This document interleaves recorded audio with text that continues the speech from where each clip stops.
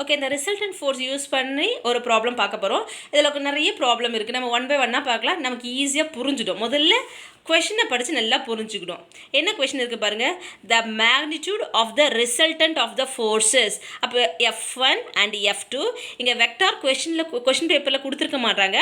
Forces அப்படின்னு சொல்லாதே நம்ம வெக்டாராக எடுத்துக்கலாம், மேக்னிடியூடாகவும் எடுத்துக்கலாம். அங்கே மேக்னிடியூடுன்ற வார்த்தை கொடுக்கல, ஃபோர்ஸ்னு சொன்னாங்கன்னா அது வெக்டார்னு அர்த்தம். ஓகேவா? அப்போ இது F1 வெக்டர், F2 வெக்டார்னு அர்த்தம். Acting on a particle is equal to the magnitude of F1. எது equal to the magnitude of F1? அது முதல்ல question படிச்சு நான் எக்ஸ்பிளைன் பண்ணுறேன். இது ஃபஸ்ட். ஓகேவா? when the first force is doubled, show that the new resultant is perpendicular to F2. Okay, முதல்ல எத்தனை ஃபோர்ஸ் கொடுத்துருக்காங்க? 2 ஃபோர்ஸ் கொடுத்துருக்காங்க. ஓகேவா? வேறு என்ன விஷயம் கொடுத்துருக்காங்க? Magnitude of the resultant. அப்போ 2 ஃபோர்ஸ் கொடுத்தாங்கன்னா அதோட மேக்னிடியூட் என்னது? F1 vector plus F2 vector. இந்த ரிசல்டன்ட் எதுக்கு ஈக்குவல்னு சொல்லியிருக்காங்க? Magnitude of F1. அப்போது modulus of F1 plus F2 வந்து எதுக்கு ஈக்குவலாக இருக்குது? மாடுலஸ் ஆஃப் F1 வெக்டருக்கு ஈக்குவலாக இருக்குது. அதுதான் நம்ம இங்கே எழுதியிருப்போம். ஓகேவா?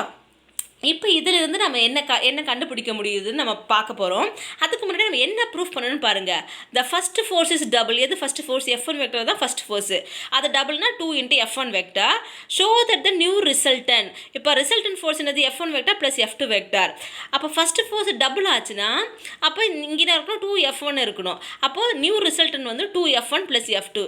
இதுக்கு எதுக்கு பர்பண்டிகுலர் நம்ம ப்ரூஃப் பண்ணணும்? F2க்கு பர்பண்டிகுலர் நம்ம ப்ரூஃப் பண்ணணும். இதுதான் நம்ம ப்ரூஃப் பண்ண வேண்டியது. இப்போ விஷயம் புரிஞ்சுதா? ஓகே, இப்போ இந்த ரிசல்டன்ட் ஃபோர்ஸ் எழுதிட்டோம். இதிலிருந்து வருது. இதிலேருந்து நம்ம அப்போ இது பர்பண்டிகுலர் நம்ம என்ன பண்ணணும்? நியூ ரிசல்டன் வந்து 2F1 plus F2 dot F2 வந்து 0 நம்ம ப்ரூஃப் பண்ணணும். அதை ஒன் பை ஒன்னாக பார்த்துட்டே வரலாம். இப்போ மாடுலஸ் 2 பக்கம் இருக்குது இல்லையா? ஸ்கொயரிங் ஆன் போத் சைட் பண்ண போகிறோம். ஏற்கனவே நம்ம பார்த்துக்கோம் மாடுலஸ் ஆஃப் A வெக்டர் ஸ்கொயர்னா எப்படி எல்லாம்? A vector dot A vector. So அப்போ இது மொத்தமாக சேர்ந்து ஒரு வெக்டராக எடுத்துக்க போகிறோம்.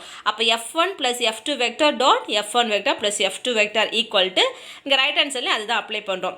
இப்போ இதை மல்டிப்ளை பண்ணால் 4 குவான்டிட்டிஸ் வருமா? F1 dot F1 plus F1 dot F2 plus F2 vector dot F1 vector plus F2 dot vector F2. ஓகேவா? டாட் ப்ராடக்ட் வந்து நமக்கு ஸ்கேலார் குவான்டிட்டி. டாட் ப்ராடக்ட் ரெண்டும் கம்யூட்டேட்டிவ். இது ரெண்டும் ஒன்று. F1 dot F2 வெக்டர்னாலும் F2 vector dot F1 வெக்டர்னாலும் ரெண்டுமே same தான். அப்போ 2 டைம்ஸ் எழுதிக்கலாம். F1 டாட் F1 நம்ம இந்த சைட் கொண்டு வந்தால் மைனஸ் வரப்போது, 2 கேன்சல் ஆகிடும், 0 வரப்போகுது. அப்போ இது 2 டைம்ஸ், ரெண்டு ஒரே வெக்டர் தான். Plus F2 vector dot F2 vector equal to 0. இதில் எது காமனாக இருக்குது பாருங்கள்? F2 டாட் F2 காமனாக இருக்குது. அப்போ டாட் F2 வெளியே எடுத்துட்டா இங்கே இருக்குது தெரியுமா? 2F1 vector plus F2 vector dot F2 vector. அப்போ பாருங்கள் நமக்கு என்ன தெரியும்? டாட் ப்ராடக்ட் 0னா இந்த 2 வெக்டாரும் பர்பண்டிகுலர் டு ஈச் அதுன்னு அர்த்தம். அப்போ இதில் எது 2 பர்பண்டிகுலர்? இது மொத்தமாக சேர்ந்து ஒரு வெக்டார். இந்த 2F1 ப்ளஸ் F2 வெக்டார் வந்து perpendicular to F2 vector.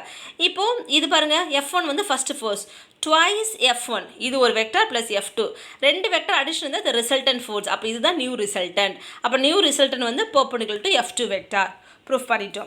So அப்போ இதில் பேசிக்கான விஷயம் இந்த ரிசல்டன்ட் ஃபோர்ஸ் என்ன, அது எப்படி கண்டுபிடிக்கிறது? மாடுலஸ் வெக்டார் ஸ்கொயர், அப்புறம் டாட் ப்ராடக்ட், அப்புறம் இந்த ப்ராடக்ட் எப்போ 2 வெக்டார் பர்பண்டிகுலர் டு ஈச் அதுன்னு சொல்லுவோம். இந்த விஷயம் தெரிஞ்சிச்சுன்னா இந்த ப்ராப்ளம் போகிறது ரொம்ப ஈஸி.